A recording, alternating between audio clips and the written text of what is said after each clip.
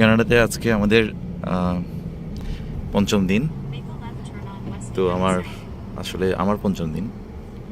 আজকে প্রথম তুষার ঝড়ের মুখোমুখি হলাম, স্নো স্টর্ম যেটাকে বলে, বাংলায় যেটাকে তুষার ঝড় বলা যায়। তো আমি এখন যাচ্ছি স্কারবোরোগে। ওখানে আমার আমি এজাক্স থেকে যাচ্ছি স্কারবোরোগে। আমার একটা ব্যাংক অ্যাকাউন্টের কিছু কাজ আছে ওখানে, খুলবো।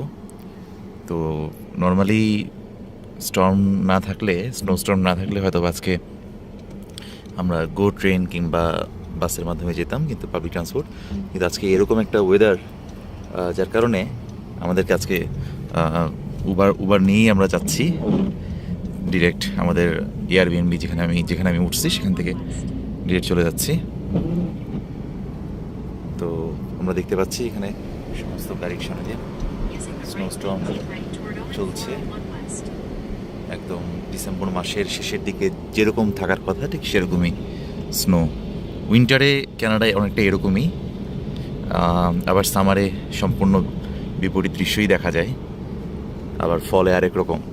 তো আমরা এখন উইন্টারে যেহেতু আছি, তো এরকমই ওয়েদার হবে, এটি স্বাভাবিক। তো ঠান্ডা যেমন ঠান্ডা যে একদম মরে যাওয়ার মতো অবস্থা হবে এরকম না, এখন পর্যন্ত না। মাইনাস কত ডিগ্রি আজকে? টেম্পারেচার মাইনাস 4 ডিগ্রি, 4-5 হবে। কিন্তু তো বড় কথা হলো তুষার ঝড়ের মুখোমুখি। তো চশমা পরা আমার মতো যারা চশমা পরে অভ্যস্ত তাদের জন্য একটু সমস্যা হবে, কারণ চশমার উপর দিয়ে তুষার চলে আসতেছিল। তো সেই তুলনায় সানগ্লাস পরতে পারলে সবচেয়ে ভালো। যেমন আমার পাশে আমার সাথে যিনি আছেন, আমার রুমমেট, বেসিক্যালি আমাদের একই অ্যাপার্টমেন্টে আমরা যারা উঠছি, মিরাজ ভাই, উনি সুন্দর একটা পোলারাইজড সানগ্লাস কিনে নিয়ে এসেছেন বাংলাদেশ থেকে, যার ফলে তার স্নোতে কোনো সমস্যা হচ্ছে না। তো আমি আবার এটা করতে ভুলে গেছি। আমার একটা সানগ্লাস আছে, কিন্তু এটা পোলারাইজড না। তো যাই হোক, এখানে সানগ্লাস পরাটাই বেটার। চশমা যেহেতু ফ্রোজেন হয়ে যায়, পোলারাইজড হলে আরও ভালো।